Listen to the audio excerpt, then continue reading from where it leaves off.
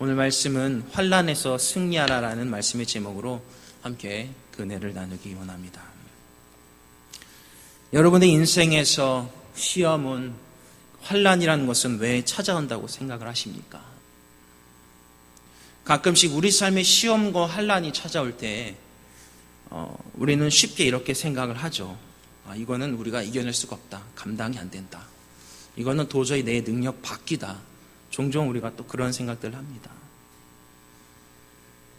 어떤 우리가 산을 바라보기보단, 그 숲을 바라보기보다는 그 나무에 치중해서 그것만 바라보는 모양새이기도 합니다. 시험과 환난은 너무나도 무겁고 또 초조하게 우리 마음을 힘들고 어렵게 만들어 갑니다. 그때 우리가 주님과의 관계가 혹 나약해졌거나 멀어졌거나 단절되었거나 그런 상황에 처해 있다면 정말 그 시험 때문에 우리는 쓰러지기 십상일 것입니다. 우리나라 그 베이스볼 투수 중에서 미국에서 프로야구에서, 미국 프로야구 MLB에서 활약하고 있는 한국인 선수가 한 명 있습니다. 여러분들도 잘 아시는 선수인데, 그전에는 이제 LA에서 투수로 활약을 했어요. 지금 토론토에서 활약을 하고 있습니다. 그 선수가 바로 류현진 선수이죠. 몇 년 전에 그 선수는 야구 선수로서 어떻게 보면 생명을 다할 수 있는 어깨 수술을 받고 약 한 1년하고 또 1년 반 정도 이렇게 부상으로 한 시즌 넘게 이렇게 순동 선수로서, 투수로서 활약을 하지 못했습니다. 이 부상으로 인해서 더 이상 잘못하면 더 투수 생활을 이어갈 수 없었을지도 모르는데 그는 그 상황을 이겨냈었죠. 그래서 잘 견뎠고 또 잘 던졌고, 그래서 작년에 아주 좋은 성적을 거둔 것으로 기억을 합니다. 재활을 성공했고 힘든 시련과 어려움 속에서도 아마 그래도 10명 중에 10등 안에는 한 명 잘 던지는 그런 투수가 MLB에서 되지 않았나 생각을 해봅니다. 어떤 이런 이야기들이 남의 이야기처럼 느껴질 때가 있습니다. 다른 사람의 얘기가 같고 내 이야기가 같지 않은 그런 얘기처럼 들려질 때가 있어요. 그렇다면 이러한 얘기들이 나의 이야기라면 어떨까요? 여러분에게 주어진 이 환난을 잘 극복하고 그 시련을 잘 이겨내고 그 안에서 하나님께 영광을 돌리고 주께서 준비해 주신 그 기쁨을 누릴 수 있는 우리 귀한 성도님들이 다 될 수 있었으면 좋겠습니다. 12절 말씀해 보니까 시험을 참는 자는 복이 있나니 이는 시련을 견디어낸 자가 주께서 자기를 사랑하는 자들에게 약속하신 생명의 면류관을 얻을 것이기 때문이라고 말씀하십니다. 만약 이 시험을 참고 이겨낸다면 하나님의 축복이 있을 것이라는 말씀인데, 그러나 이 시험과 환난에서 넘어진다면 쉽게 주님과의 교제로 자리로 다시 나아오기는 쉽지 않을 것입니다. 왜 그러냐면 상당한 영적인 데미지가 찾아오기 때문입니다. 분명히 말씀하고 계시죠. 시험을 참는 자는 복이 있나니. 다른 의미에서 생각을 해본다면, 만약 다른 방향성에서 좀 더 우리가 구체적으로 생각을 해볼 때 우리에게 찾아온 시험과 환난이 주님으로부터 받는 축복을 받는 통로가 될 것입니다. 시험과 환난 앞에서 좀 더 긍정적인 생각과 마인드를 갖고서 우리가 좀 접근해 볼 수 있다면 이러한 환난은 하나님께서 우리를 축복해 나가시기 위한, 우리를 강하게 만들기 위한 하나의 도구가 될 것입니다. 마치 칼을 여러 번 두들겨야 단단해지는 것처럼 우리를 단단히 두들기셔서 더욱더 강하게 우리를 연단해 가실 것입니다. 하나님께서 아브라함에게 이렇게 말씀하셨죠. 내 독자 이삭을 제물로 드리라. 그때의 아브라함의 마음이 어떠했을까요? 그렇게 어렵게 힘들게 받은 독자 이삭이었는데 그 아들을 제물로 바치라는 그 하나님 말씀에 과연 100% 순종할 수 있었을까요? 그것이 어떻게 보면 크고 두렵고 시험으로 때로는 환난으로 그에게 찾아왔을지도 모릅니다. 어떻게 내가 사랑하고 아끼는 아들인데. 결국 그는 하나님께 자기의 그 자식 이삭을 바칩니다. 그리고 그는 이러한 믿음을 갖고 있었어요. 만약 하나님께서 이 아들을 죽이시게 된다면 내가 이 아들을 바쳐서 하나님께 드리게 된다면 하나님께서 이삭을 다시 살리실 것이다 하고 하나님께 자기 자식 이삭을 드립니다. 하나님께서 그 아브라함의 믿음을 보시고 축복을 하시죠. 믿음의 조상으로 세우십니다. 기억할 것은 쉽게 좌절하지 말고 쉽게 포기하지 말고 여러분에게 닥친 시험과 환난의 원인을 생각해보고 인내하길 원합니다. 복된 사람이 결코 시험에 빠지는 사람이 아니에요. 쉽게 그것을 이겨내고 그 어떤 환난과 시련을 이겨내는 그러한 사람이 참으로 복된 사람입니다. 왜냐? 그 사람은 하나님의 약속을 믿거든요. 그 뒤에 찾아올 하나님의 약속, 그 기쁨을 믿고 의지하기 때문에 복된 사람은 결코 시험에 쉽게 넘어지거나 빠지는 것이 아니라 이겨내는 사람이 복된 사람입니다. 시험을 견뎌내는 자, 주께서 자기를 사랑하는 자들에게 약속하신 생명의 면류관을 얻을 것이라 라고 말씀하십니다. 일반적으로 믿지 않는 사람들도 그들의 환난을 극복하고자 노력을 합니다. 좀 전에 말한 그 야구선수처럼 자기에게 찾아온 어떻게 보면 이제 생명을 다할 수 있는 그런 시련 가운데서도 그도 노력을 했어요. 그리고 나서 큰 기쁨과 영광을 가져가게 됐습니다. 그리고 타인들이 막 칭송을 하게 되죠. 야, 정말 잘 던졌다. 정말 대단하다.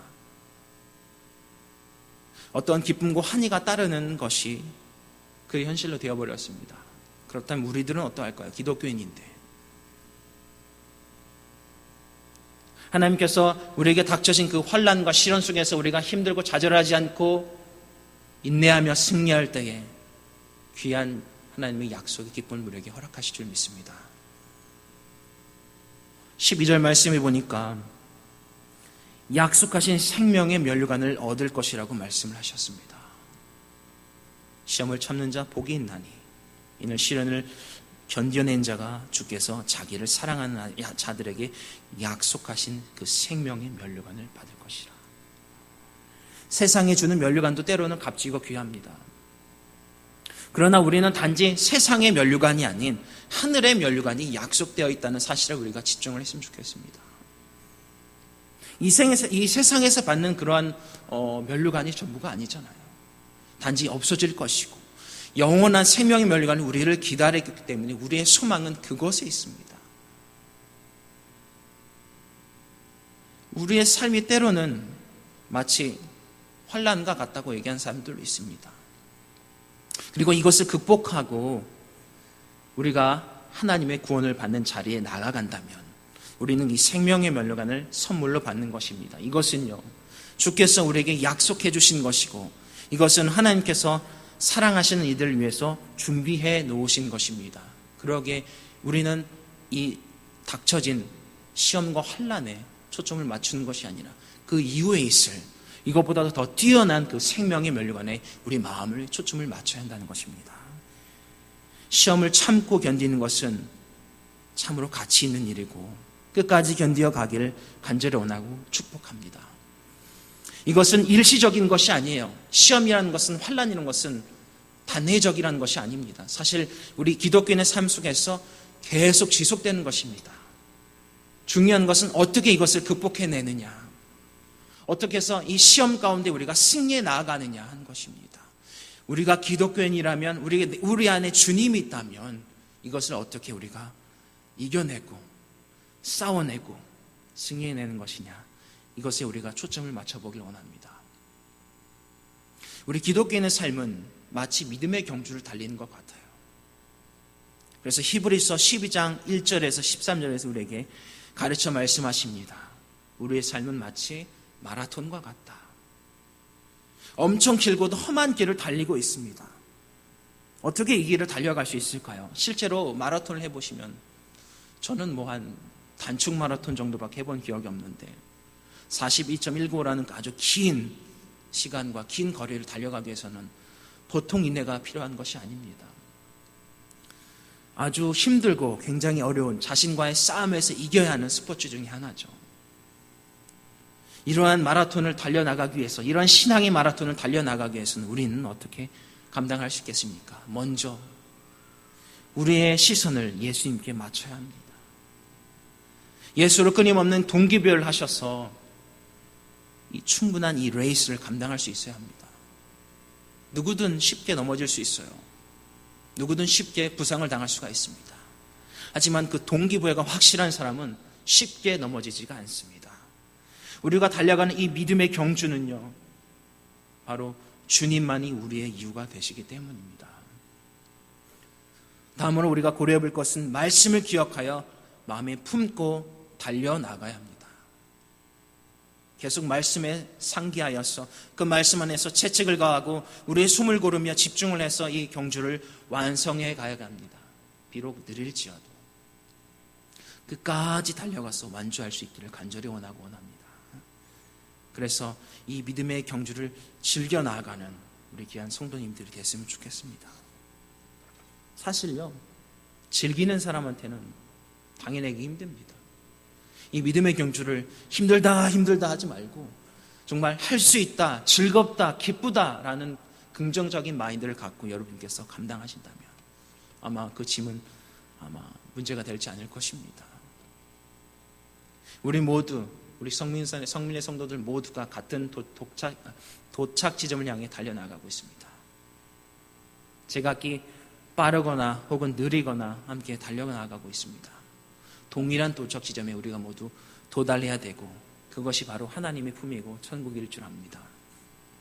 그래서 우리 모두가 아무리 어려운 순간 시험과 환난이 닥쳐도 포기하거나 좌절하거나 멈추지 말고 다시 한번 숨을 고르고 주님을 생각해서 계속해서 정진히 나아갔으면 좋겠습니다. 야고보서 1장 2절에서 4절 말씀을 같이 한번 보겠습니다. 야고보서 1장 2절에서 4절 말씀을 같이 한번 읽어보도록 하겠습니다. 시작. 내 형제들아, 너희가 여러 가지 시험을 당할 거든 온전히 기쁘게 여기라. 이는 너희 믿음의 시련이 인내를 만들어내는 줄 너희가 알미라. 인내를 온전히 이루라. 이는 너희로 온전하고 구비하여 조금 더 부족함이 없게 하려 함이라. 아멘.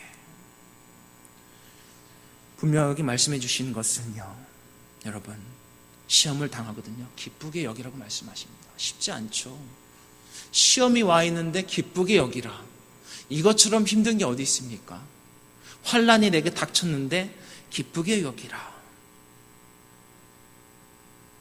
이는 너희의 믿음의 시련이 인내를 만들기 때문에, 그 믿음의 인내는 온전한 것을 우리로 이루게 하시기 때문에 기쁘게 여겨야 합니다. 그 온전히 이루게 하고 너희로 온전하게 구비하다. 영어로 보니까 mature이라고 하는데 약간 성숙하다, 성장하다, 그런 의미들을 생각해 볼 수 있습니다.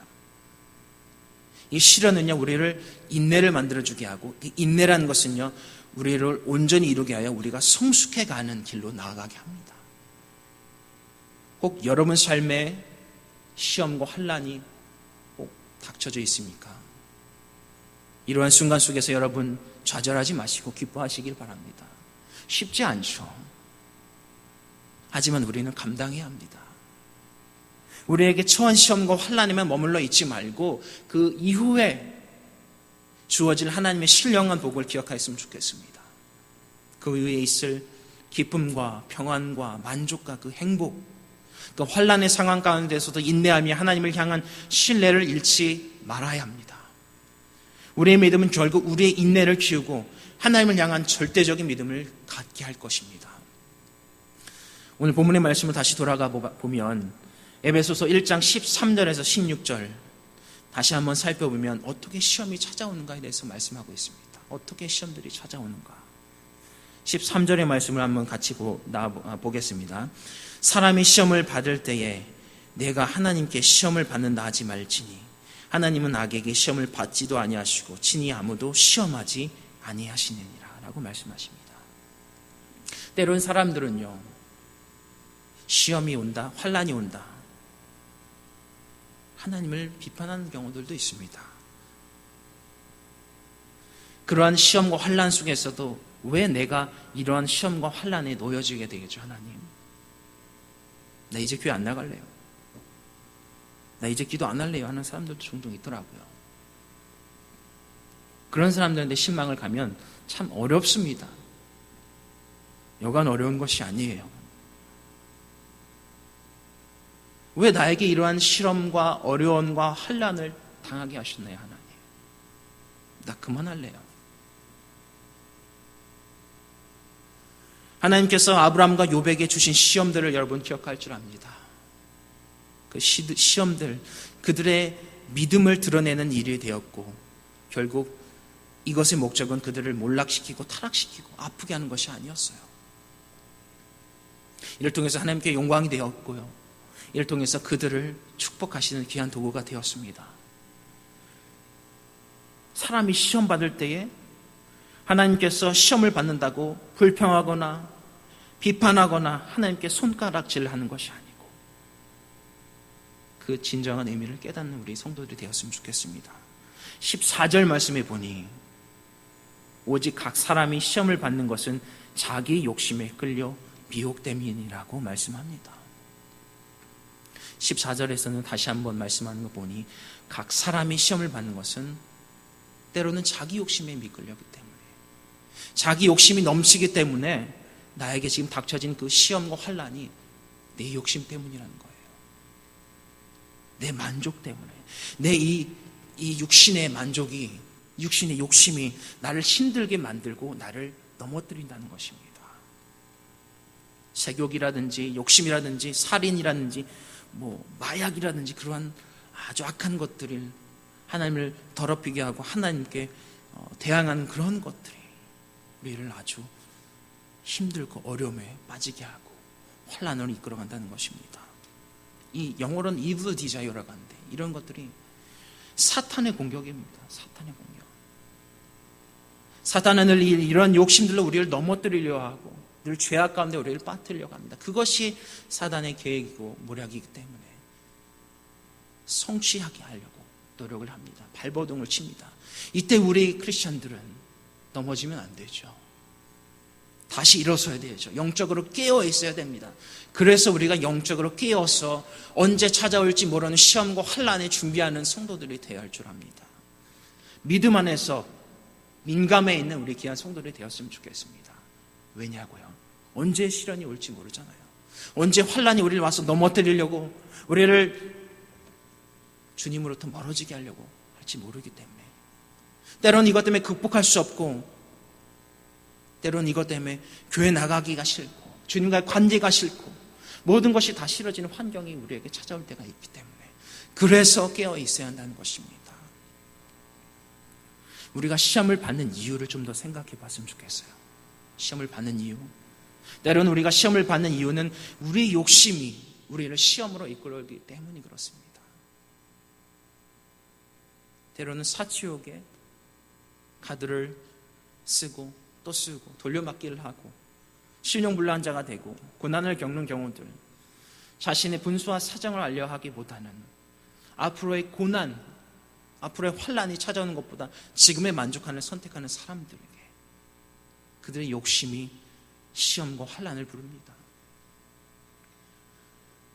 제가 이제 필리핀에 있을 때에 한 가지 느꼈던 것이 뭐였냐면 그들은 이제 좀 남미의 문화들을 좀 많이 배웠어요.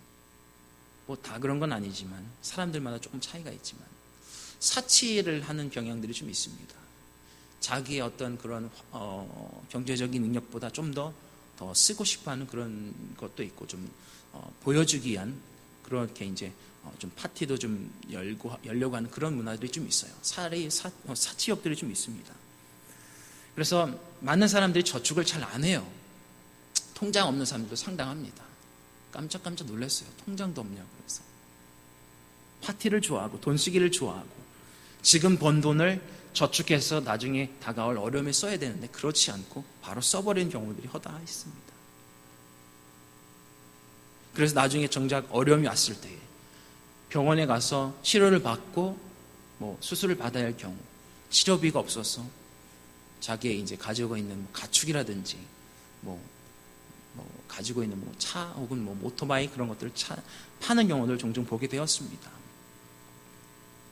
안타까웠어요. 상당히 안타까웠습니다. 해줄 수 있는 것은 미리미리 좀 저축을 하고 혹 찾아올 환난과 어려움에 대비를 해라고 조언들을 해줬던 기억들이 납니다. 여러분의 삶들은 어떠하십니까? 때로는 이러한 욕심으로 이어지는 환난과 어려움 때문에 좌절감이나 아픔을 겪어보진 않았습니까? 때로는 자기 욕심 때문에 다른 사람들에게 해를 가하는 사람들이 받는 시험도 있지 않습니까? 무언가 타인에게 비추어지는 자신의 초라한 모습이 그러한 감정들이 나를 결국 불쾌감으로 이끌게 하고 타인에게 피해를 입혀 결국 시험과 고난에 빠뜨리게 만들기도 합니다. 결국 우리 그리스도인들은 자기의 마음을 잘 다스리지 못하면 안 되기에 이러한 상황에 노출되지 않도록 늘 조심하고 스스로를 다스려야 할 것이 합니다. 15절과 우리 16절 말씀을 한번 같이 읽어봤으면 좋겠습니다. 시작.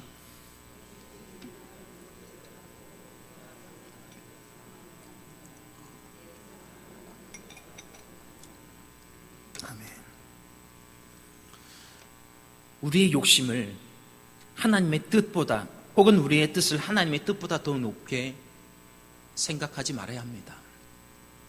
아니, 우리의 생각을 하나님의 뜻보다 더 높은 것으로 생각지 말아야 하고 우리의 생각은 자칫 실수하고 욕심을 부릴 수 있다라는 마인드를 우리가 가져야 합니다. 이 욕심이라는 것은 다양한 길로 우리를 죄악으로 길로 이끌어갈 때가 많습니다. 처음에는 별거 아니었는데 이것이 쌓이고 쌓여서 하나님을 멀리하는 길로 우리를 이끌어가는 경우가 다반사입니다. 우리 스스로 한번 생각해 봤으면 좋겠어요. 주님과 우리의 신앙의 교제에 있어서 우리는 어떤 삶을 살고 있는지, 우리 스스로는 하나님께 복종하며 하나님의 뜻을 순종하며 살아가고 있는 것인지, 아니면 내가 더 높게 나를 이끌어가고 있는지, 내가 왕노릇하고 있는 것은 아닌지 다시 한번 우리의 모습을 한번 생각해보고 살펴봤으면 좋겠습니다. 우리에게 시험이 찾아와서 그것 때문에 쉽게 하나님께서 또 나를 시험하신다고 말하지 말고 우리의 마음이 어디를 온전히 향하고 어디를 바라보고 있는지 깨달았으면 좋겠습니다. 우리가 어디를 바라보고 무엇을 생각하고 있는 것인지 다시 한번 깨닫고, 혹은 우리 안에 욕심이 가득 차 있다면 그것을 내려놓을 수 있는 그런 신앙의 자세가 필요할 줄 압니다. 왜냐, 인간의 본성은 욕심이라는 것에 만족을 하지 못하기 때문에 그렇습니다. 인간의 본성은 악해요. 만족을 볼 때가 참으로 많습니다. 그렇기 때문에 우리는 겸손히 우리 자신을 내려놓아야 합니다. 이것은 쉽지 않아요. 끊임없는 훈련이 필요합니다. 여러분, 삭개오를 기억할 줄 압니다. 주님께서 삭개오를 만나 주셨어요. 세리장이었죠. 예수님께서 삭개오를 만나시고 삭개오는 이런 고백들을 합니다. 제게 있는 재산을 절반을 가난한 사람들이 나눠주겠습니다. 쉽지 않은 고백이었을 거예요. 삭개오는 재물만 벌고 살아왔는데 주변에 이웃의 친구들도 없고 재물이 그의 친구였고 우상이었는데 그것을 포기한다 쉽지 않았을 것입니다. 그런데 그는 포기를 하잖아요. 그리고 또 고백을 합니다. 내 소유의 절반을 가난한 사람들에게 나눠주고 또 갑절이나 혹 남에게 뺏은 것이 있다면 내가 갚겠습니다. 내 갑절이나 갚겠습니다 라고 고백을 합니다. 결국 주님을 만나고 삭개오는 자신의 것을 다 내려놓는 전혀 다른 삶의 모습으로 바뀌어버렸습니다. 혹 여러분 안에 주님과의 관계에 있어서 방해되는 것이 있다면 좀 제거해버렸으면 좋겠습니다. 욕심이 있나요? 제거해야죠. 쉽지 않지만 그것이 주님과의 관계를 나에게 망치고 어려운 길로, 죄악의 길로 나를 이끌어간다면 뽑아내었으면 좋겠습니다.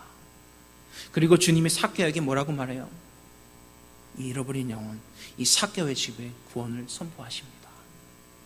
사람들이 손가락질 받던 사람이었어요. 죄인이다. 하지만 그 주님은 그 죄인을 만나러 오셨습니다. 시험의 상황이 우리에게 찾아온다면 그 상황으로부터 도피하는 것도 하나의 방법일 줄 압니다. 창세기 요셉을 기억해 보십시오. 지혜롭게 자기의 시험에서 벗어난 것을 우리가 기억을 합니다. 보디발의 아내 유혹에서 그가 행할 수 있었던 방법은 시험에 빠져 죄를 범하거나 아니면 그 그 시험에서 벗어나는 것이었어요. 그는 후자를 선택했습니다. 죄에 빠져 형벌을 당하는 삶이 아닌 그가 공경에 빠지고 그가 옥에 갇힐지언정 더 위기에 빠지는 상황으로 처할지라도 주님 앞에 철저히 정직하려 행했던 것이 바로 요셉의 삶이었습니다. 왜냐하면 그 안에 주님이 계시기에. 여러분 안에 주님이 있지 않습니까? 더욱더 선한 길로 여러분 스스로가 이끌어갈 줄 압니다. 무슨 유혹과 환란이 여러분에게 닥칠지라도 주님의 것을 선택하시기를 간절히 부탁을 드립니다. 17절 한번 같이 읽어봅니다. 시작. 은사와 온전한 선물이 다 위로부터 빛들의 아버지께로부터 내려오나니 그는 변함도 없으시고 회전하는 그림자도 없으시니라. 17절 다시 한번 생각해 보면 하나님께서 모든 선한 것들을 베푸시는 분이다 라고 생각해 볼 수가 있습니다. 시험을 이길 여러분 지혜가 필요하십니까? 모든 선한 것을 베풀어 주시고 우리에게 후해 주시는 그 하나님께 간구하시길 간절히 원하고 부탁을 드립니다. 하나님께 간구하지 않고서는 어떻게 우리가 그 시험을 이길 수 있는 지혜를 얻을 수 있겠습니까? 그분의 아들까지도 우리에게 한량없이 베풀어 주신 분이신데 그깟 시험을 이길 수 있는 지혜를 주시지 않겠습니까? 그 말씀은 모든 것을 우리에게 주시고자 하는 그 하나님의 의지와 열정이 가득하다는 그 하나님의 사랑이라는 것을 깨닫는 우리 성도들이 되었으면 좋겠습니다. 우리 18절도 한번 같이 읽어봅니다. 시작. 그가 그 피조물 중에 우리로 한 첫 열매가 되게 하시려고 자기의 뜻을 따라 진리의 말씀으로 우리를 낳으셨느니라. 아멘. 우리 하나님 우리에게 참 진리를 주신 분입니다. 그 진리 대신 예수 그리스도를 한량없는 은혜와 사랑으로 우리에게 베풀어 주셨습니다. 그러기에 우리가 시험에 빠져 있거나 좌절하거나 고민에 빠지지 말고 우리를 위해 완전한 사랑을 베풀어 주시는 하나님께 기도하고 간구하길 간절히 원합니다. 이것이 우선순위입니다. 지금 환난 앞에 여러분 좌절하려고 하십니까? 아니요. 해결책이 있습니다. 주님 앞에 나와 간구하는 것입니다. 부르짖으세요. 살려달라고 부르짖으세요. 목사로서 힘든 것 중에 하나가 보면 시험과 환란에 빠져있는 성도들이 가서 신방을 하고 위로를 하는 것입니다. 쉽지 않더라고요. 선교지에 있을 때도 이거 참 쉽지 않았습니다. 그렇게 어려움에 빠지기 전에 그래서 그 빠지지 않도록 하기 위해서 성도들 위해서 목양 기도를 합니다. 어떻게 그 환난과 시험에 빠지는 성도들에 가서 이들을 위로할까? 어떤 말을 내가 해야 될까? 쉽지 않았어요.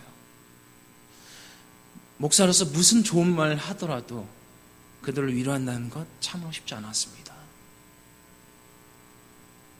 제가 필리핀에서 많이 했던 사역 중에 하나가 장례 예배 가는 사역이었습니다. 장례 예배에 가서 그들을 위로하는 사역이었어요. 누가 죽었다면 연락이 옵니다. 그러면 가서 예배를 드리고 그들을 위해서 기도해주고 찬양을 불러주고 때로는 말씀을 전하면서 그들을 위로했습니다. 쉽지 않더라고요. 고혈압 환자가 많은데 하루는 밤에 이렇게 자다가 그러죠. 심장마비가 딱 오는 거죠. 그래서 이제 급히 응급실을 갔으나 이미 이제 생명을 달리하는 경우도 허다했습니다. 그리고 다음날 연락이 와요.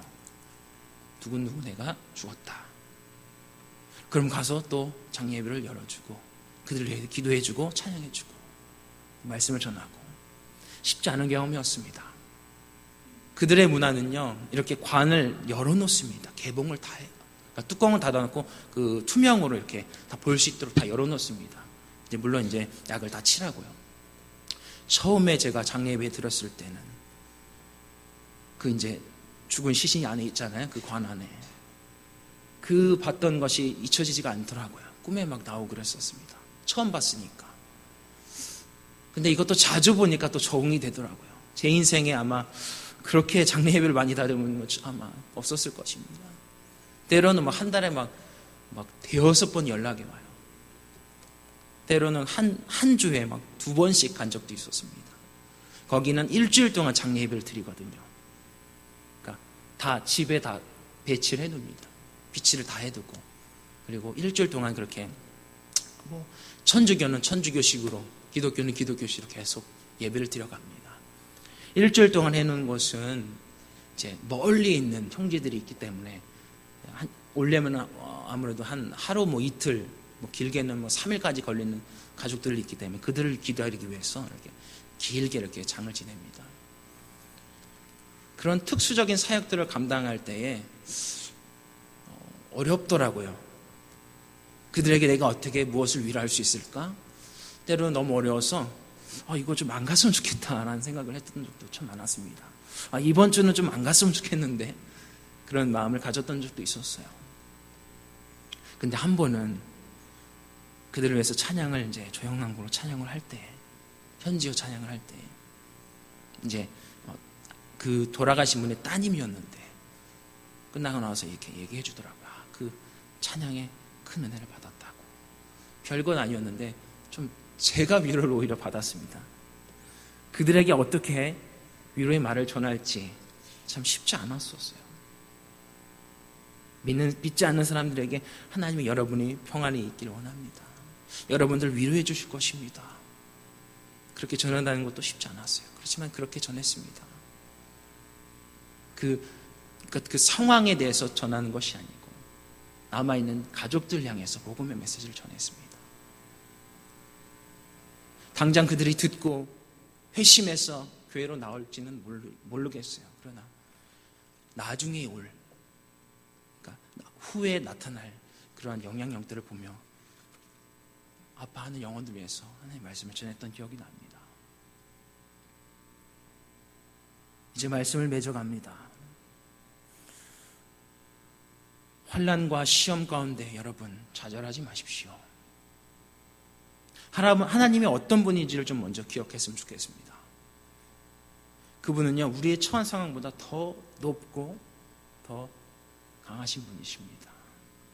우리를 무너뜨리려 하는 것이 그분의 목적이 아니죠. 우리를 강하게 하시고 우리를 이끌어 가시는 것이 그 하나님의 목적입니다. 여러분 삶을 돌아보십시오. 왜 그런 환난과 시험이 여러분에게 찾아왔습니까? 그 안에 자기 욕심이 포함되지 않았습니까? 하나님은 신령한 좋은 모든 것으로 우리에게 베풀어 주길 원하십니다. 기억하십시오. 하나님을 찾고 기도하시고 참 진리 되신 주님도 그 주님이 우리의 하나님이라는 것을 좀 기억하고 마음에 새겼으면 좋겠습니다. 제가 좋아하는 말씀인데 고린도전서 10장 13절 말씀입니다. 사람이 감당할 시험 밖에는 너희가 당한 것이 없나니 오직 하나님은 미쁘사 너희가 감당하지 못할 시험 당함을 허락하지 아니하시고 시험 당할 즈음에 또한 피할 길을 내사 너희로 능히 감당하게 하시느니라. 아멘. 하나님은 우리가 감당할 수 있는 시험을 허락하십니다. 너무 무거워요 하나님, 너무 이건 내가 감당할 수 없어요가 아니고 감당할 시험 밖에는 너희에게 당한 것이 없다고 말씀하셨어요. 우리를 누구보다 더 잘 아는 분이 바로 우리 아버지 하나님입니다. 도저히 내 스스로 컨트롤할 수 없고 내 스스로 이것을 이겨낼 수 없을 그런 시험과 환난을 우리에게 허락지 않는 하나님이라는 것을, 그 사랑이 많으신 하나님이라는 것을 다시 한번 마음에 새겼으면 좋겠습니다. 제 이제 셋째 아이의 이름이 요셉이에요. 그 요셉이라는 이름의 뜻이 하나님께서 더하신다는 의미입니다. 사실 저희는 이제 2명만 계획을 했었어요. 2명만 계획을 하고서 이제 2명이면 됐다. 저희 부모님은 이제 더 이상 갖기를 원하지 않으셨고 저희도 2명이면 되겠다라고 생각하고 있었는데 하나님께서 하나를 더 주시더라고요. 그리고 이름을 뭐로 해야 될까? 요셉이라고 하자. 그 이름의 뜻이 하나님께서 더 하신다는 의미니까 우리가 생각지 못했지만 하나님이 죄송합니다. 아들 하나 더 해주셨기 때문에 그 의미에 맞게 요셉이라고 지어보자 그래서 요셉이라고 이름을 지었어요. 그러다가 이제 그 아이가 이제 아팠을 때, 중환자실에 있을 때에 무섭게도 두렵게도 이렇게 마음에 급속했던 그런 느낌이 있었습니다. 그런 일이 있었어요. 그것이 뭐였냐면 이제 이 아이가 이제 입원했을 때 그 당시 옆에 병실에 있었던 아이가 만 한 3살, 4살 정도 된 여자아이였는데 다른 섬에서 왔어요. 같은 이제 댕기로 와서 이제 중환자실에서 입원하고 있었는데 이 아이는 우리 아이보다 요셉이보다는 조금 더 나은 상황이었어요. 그 아이도 이제 치료받고 나으려고 왔는데 갑작스럽게 찾아온 그 댕기 샥 때문에 댕기 충격으로 인해서 쇼크사로 갑자기 숨을 멎었습니다. 의사들과 간호사가 그 아이를 살리려고 막 노력을 했어요. 심폐소생술도 했는데 결국 살리지 못했습니다. 1시간 정도 했나? 살리지 못했어요. 그걸 보면서 더 충격과 더 두려움이 제게 몰려왔던 기억이 납니다. 하나님, 우리 아이는 하나님께서 더 하신다는 의미로 요셉이라고 지었는데 이게 어떻게 돼가는 일인가요? 쟤는 우리보다 더 안 좋은 우리 애는 쟤보다 더 안 좋은 상황인데 그럼 우리 아이는 어떻게 될까요? 혹 데려가시려고 하시는 것입니까? 이렇게 수없이 되물었어요. 그러면서도 하나님께서 제게 계속 주셨던 마음은 강하고 담대하라였습니다. 강하고 담대하라. 그리고 그 아이에게 계속 얘기해줬어요. 강하고 담대하라. 그랬더니 하나님께서 기적을 베풀지 않았습니까? 정말 하나님 그 이름에 맞게 더 하셨어요. 건강한 아이로 회복을 할 수 있도록 그래서 완치돼가지고 병원을 나올 수 있게 하셨습니다. 얼마나 기적이에요. 당시에 저희를 찾아왔다 주셨던 목사님들이라든지 선교사님의 조언과 기도는 그 닥쳐진 시험과 환난에서 이겨내야 한다는 것이었어요. 사실 쉽지 않았습니다. 쉽지 않았어요. 자식이 죽어가는데 거기서 뭘 어떻게 할 수 있는 부모가 어디 있겠습니까? 기도밖에 없었어요. 여러분, 이러한 환난과 시련이 혹 찾아오게 된다면 어떻게 하시겠습니까? 저희도 기대를 하지 않았습니다. 건강했고 잘 먹고 잘 뛰어노던 아이였는데 목이 잘못하면 물려서 죽을 뻔했었어요. 아니, 숨도 멎었고 맥박도 뛰지 않았습니다. 의료진들이 막 투입을 해서 살려낸다고 살렸는데 쉽지 않았었어요. 가망이 없다고 그랬었습니다. 진짜로 하나님께서 더 하신 아이가 되셨죠.